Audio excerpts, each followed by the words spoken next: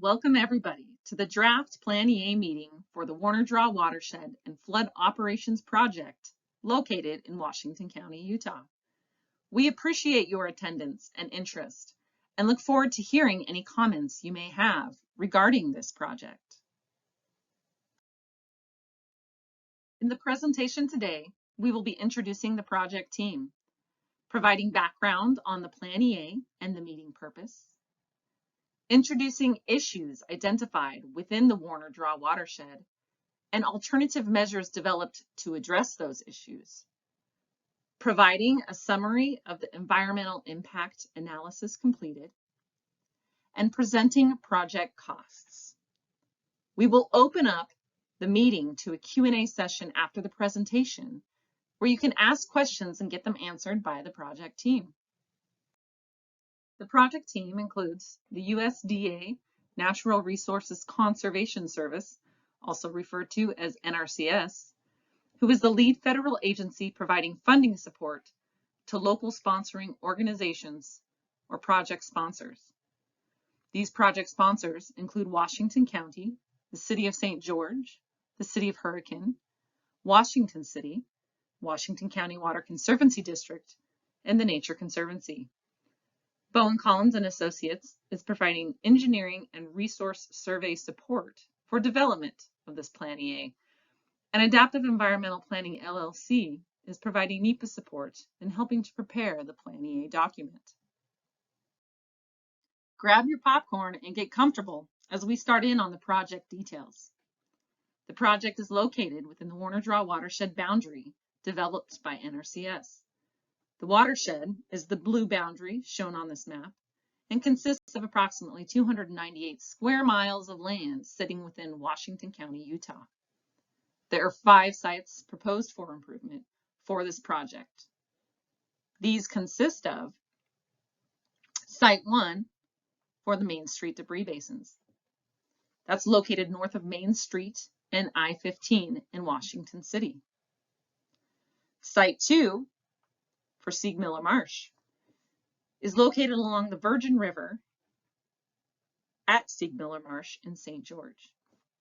Site 3 for the Y drain is located approximately 1,200 feet northeast of Site 2 and adjoins Riverside Elementary School.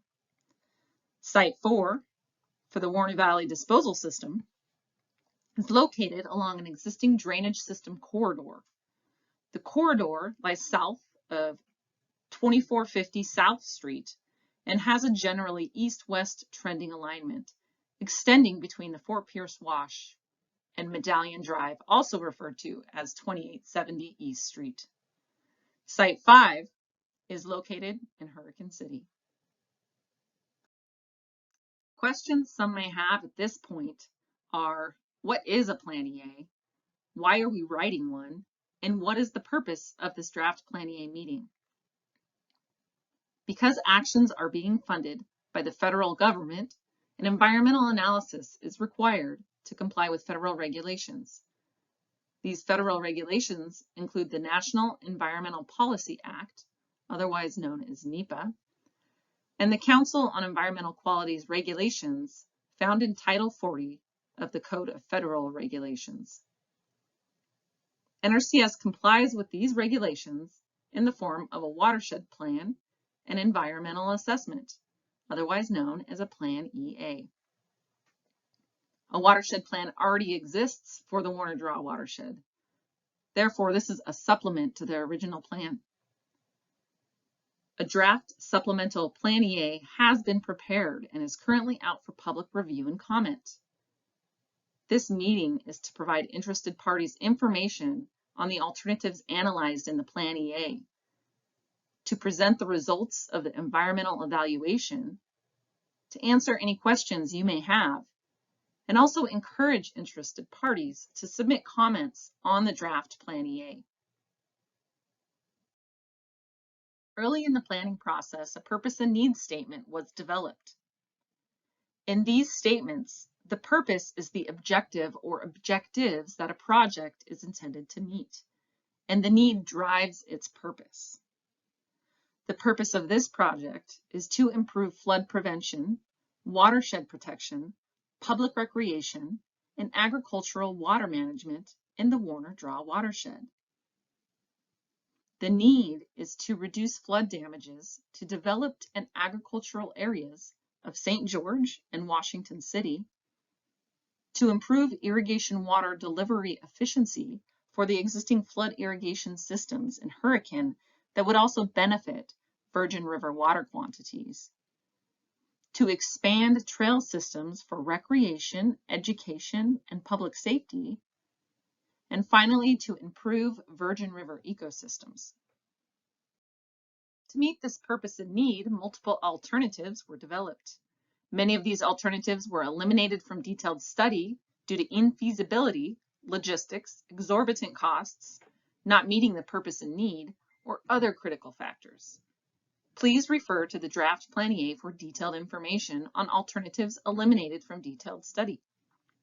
Alternatives included in detailed study of the Plan EA consist of action alternatives that meet the purpose and need at the 5 identified sites for improvement. In addition, a no-action alternative was evaluated for comparison. The no-action alternative consists of operation and maintenance activities to maintain existing system operations and constructing a trail at Site 2 Seegmiller Marsh and Site 4 Warner Valley Disposal System.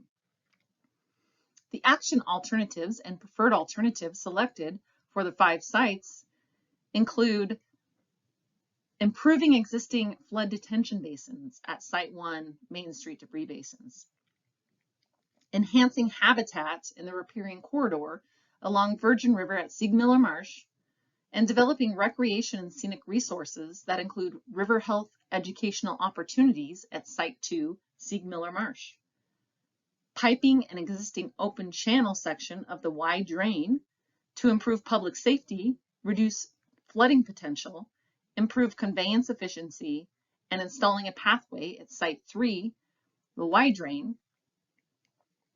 At Site 4, Warner Valley Disposal System, the existing piped system would be improved by piping open sections to reduce flooding, improving public safety, and extend the public pathway along the alignment.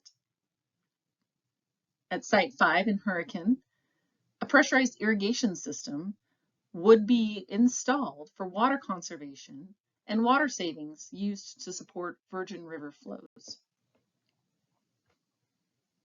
We will now go into more detail of the issues identified for each of the 5 sites and the preferred alternative measures formulated to address these issues. At Site 1, multiple flood events have been documented that have caused property and infrastructure damages to Washington City. Drainage areas upstream of I-15 have experienced intense rainfall events, which have directed water downstream to the I-15 underpass along Main Street. These flows continue into the developed communities downstream of the underpass, damaging structures, roads, and property. The picture on the top left shows flooding from one of these intense rainfall events occurring in 2018. Water flows down Main Street and through the I-15 underpass. The picture on the top right shows the sediment left behind from this flood event. The 2 photos on the bottom are flood damages to property and structures along Main Street, downstream of the underpass caused from the 2018 event. Hydrologic modeling was performed by the engineering team to determine flood extents that would occur during a 100-year frequency storm, also known as the 100-year flood. The results show water flowing through the underpass at I-15 along Main Street and inundating much of the developed community of Washington City. The preferred alternative to address these issues would consist of improvements to 2 existing debris basins, the Main Street debris basin shown here to the west, and the Buena Vista debris basin shown here to the east. The current basins only protect from flooding for up to a 10-year flood and do not provide for sediment storage. The preferred alternative would improve the basins by providing more flood and sediment storage. It would protect the community from flooding for up to and including a 100-year flood, and it would also provide storage for 50 years of sediment accumulation. In addition to the basin improvements, stormwater catch basins and piping would be installed, and existing piping improved to safely convey flows through the stormwater system. In this arid watershed, riparian corridors and associated habitats are rare. Riparian corridors are considered among the most biologically diverse ecosystems. They perform numerous ecological functions and typically harbor many wildlife species. Site 2 Seegmiller Marsh contains not only sensitive riparian habitat, but also designated critical habitat for 3 federally endangered species. These are 1 bird, southwest willow flycatcher, and 2 fish, moonfin and the Virgin River chub. Degradation of habitat and decreased habitat diversity along the riparian corridor has occurred here from invasion of tamarisk, encroaching development, and increased human disturbance. Tamarisk, which is listed as a state noxious plant, is now the dominant shrub species within this site. Urban encroachment is visible with agricultural fields and development abutting the corridor. Even visible within the last year, comparing a 2018 and a 2021 photograph, is significant development directly adjoining the site. Additionally, disturbance and removal of riparian habitat has occurred within the last year in this area when comparing it to the 2018 photograph. Additional concerns include water quality degradation from stream bank erosion, irrigation return flows, and urban runoff. There are 3 return flow drainage systems at this site, seen in the aerial photograph: Seegmiller Drain, Middle Drain, and Washington Fields Drain. These drains convey urban runoff and irrigation return flows to the Virgin River, contributing to degradation of water quality. Stream bank erosion also poses a concern along this stretch and risks to developed adjoining lands. The preferred alternative measures to address these issues would enhance the riparian corridor through expansion of wetland habitats and addition of channels to provide conveyance through the wetland. Wetlands provide natural water filtration, decreasing pollutants and improving water quality.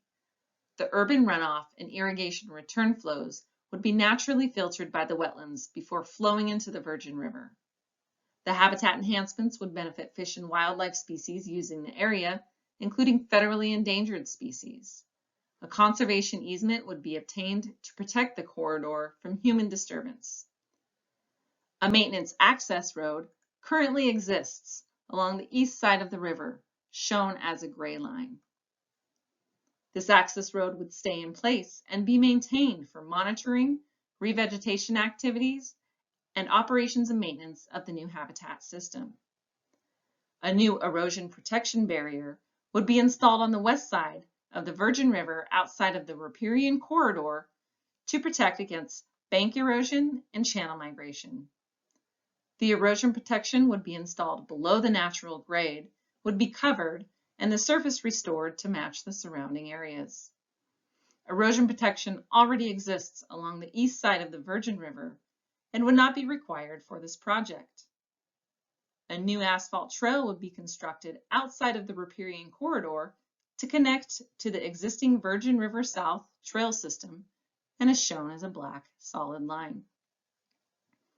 A gravel pedestrian path would be added through a portion of the riparian area, shown as a black dashed line, and 3 nature viewing stations constructed. Access gates will be installed at the entrance to the gravel trail to allow trail closures during sensitive bird nesting periods or for other critical factors. Educational ecosystem health signage will be placed along the new trail system. Site 3 Y drain consists of an open channel adjoining Riverside Elementary School. The open channel and steep banks pose a public safety risk, especially to the students of the school. Modeling performed by the engineering team identified capacity deficiencies in the existing system that would result in flooding of adjoining residences during the 100-year frequency flood, as shown in the map. Other concerns identified include erosion of canal banks and introduction of saline soils into the water. The preferred alternative for this site proposes to pipe the open section of the Y drain.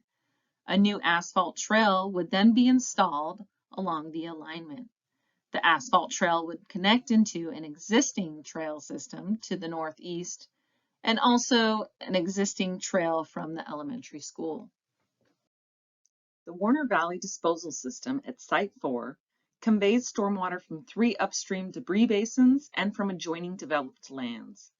The system is piped for most of its length, except for an open channel section near Fort Pierce Wash.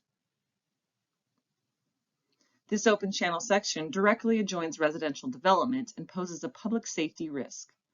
Deficiencies of the system include a section of pipe with an adverse slope at the east end of the alignment and lack of capacity in the system. Modeling performed by the engineering team for a 100-year flood show that the system would overflow from 2 manhole locations along the eastern section of pipe and from an open channel section near Fort Pierce Wash. This would result in flooding to residentially developed areas and agricultural lands during this event. The preferred alternative would improve the system to convey flows for up to and including a 100-year flood.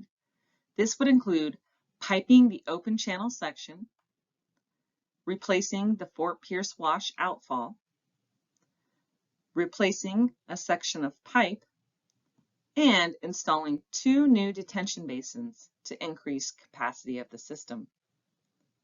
To extend existing trail systems, a new asphalt and equestrian trail would be constructed, as seen as a yellow solid line. It would tie into an existing equestrian and asphalt trail. At Site 5 for hurricane water efficiency, irrigation systems vary across Hurricane City. North of Gold Wash, Hurricane City provides a pressurized irrigation system. Areas south of the wash are flood irrigated through Hurricane Canal Company irrigation system. Approximately 20 to 40% of water can be lost in these flood irrigation systems from infiltration, ditch leakage, evapotranspiration, and overwatering. The preferred alternative for Site 5 proposes to convert the existing flood irrigation system south of Gold Wash to a pressurized irrigation system for water conservation. This would include installing new pipelines within the existing utility corridors and road right-of-ways, shown as green solid lines on the map. And it would upsize a few sections of existing pipe, shown as blue solid lines on the map. In addition, a new pump station would be constructed at the south end of the service area. This pump station would include 2 water storage ponds, a sludge pond, and a pump booster station. Converting to this pressurized irrigation system would save between 800 and 1,600 acre-feet of water per year. This water savings could be used to support virgin river flows and benefit water quality and habitat in the river for fish and wildlife. An environmental analysis was completed for the alternatives, and I would like to provide a brief summary of negative or adverse impacts and beneficial impacts of the preferred alternative. Most adverse impacts associated with the preferred alternative are only short-term during construction activities. These include construction noise, temporary road closures or detours for works within road right-of-ways, decrease in visual quality from disturbed areas and construction equipment, disturbance or displacement of wildlife from construction activities, and temporary disturbance in wildlife habitat. However, surveys and avoidance and minimization measures would be in place for federally listed species, sensitive species, and migratory birds, and the project would maintain compliance with all state and federal regulations. An increase in potential for establishment of noxious weeds and invasive plants would occur on disturbed lands, but measures would be in place during construction for addressing weed establishment and treatment. Construction activities would increase emissions and fugitive dust, but best management practices, otherwise known as BMPs, would reduce and minimize impacts, and the activities would maintain compliance with air quality standards. Disturbed lands have an increased risk of erosion, and BMPs would be implemented to reduce erosion potential and disturbed lands stabilized upon construction completion. Temporary disturbance would occur on soils classified as prime and unique farmland, but these areas would be restored after construction completion. Long-term adverse impacts are not anticipated from implementation of the preferred alternative measures, with exception of permanent disturbance on soils classified as prime farmland if irrigated. The impacts are anticipated to be minor, consisting of permanent disturbance on 0.58 acres of these soils. Most beneficial impacts from implementation of the preferred alternative are long-term, but a minor short-term benefit is anticipated to local socioeconomic conditions from additional employment requirements to construct the alternative measures. Long-term beneficial impacts from the project include reduction of sedimentation to developed areas of Washington City occurring during flood events, and reduced sedimentation to Seegmiller Marsh. Water quality of the Virgin River would be improved through increased water quantities and natural filtration through wetland systems.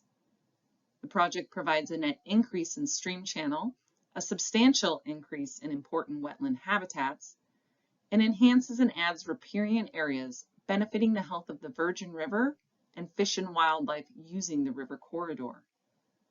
Riparian enhancements also benefit threatened and endangered species, southwestern willow flycatcher, woundfin, and Virgin River chub, benefit their designated critical habitat, and secure conservation easements for these sensitive areas. Flood prevention measures reduce flooding in areas for up to and including a 100-year flood, protecting 162 acres of land that contain 200 residences, 16 commercial or office buildings, 36 roads, and I-15. The project reduces noxious weeds within sensitive riparian corridors and reestablishes these areas with native vegetation. Benefits to socioeconomic conditions would be anticipated from reduced flooding and property damage. Public health and safety would be improved by reducing flood hazards and removing dangerous open channel sections of canals. There would be an increase in recreation opportunities for the community, with addition of trails, and allow for public education on the importance of ecosystem health. The project costs for each site are depicted in the table on this slide. NRCS is providing funding for portions of the preferred alternative measures at each site. Specific cost share amounts for NRCS funded and sponsor funded portions are included in the table. The total costs include construction, engineering, obtaining real property or water rights, permitting, and administrative services. An economic analysis was completed to compare project costs and benefits. The analysis resulted in a positive economic benefit for each site. Detailed information on the alternatives, environmental impacts, costs, and economic analysis for the project can be reviewed in the draft Plan EA document, which is available for download on the NRCS website link provided on this slide. We encourage interested parties to submit comments for the draft Plan EA, which can be sent by email to warnerwatershed@bowencollins.com. It can also be mailed to Bowen Collins & Associates, care of Jamie Sandys, at 154 East, 14075 South, Draper, Utah 84020. The comment period is open through February 14th, 2022, so please send any comments by that date to have them included in the public record. We appreciate your interest in this project and look forward to hearing from you. We would now like to end the presentation and open up the meeting for questions.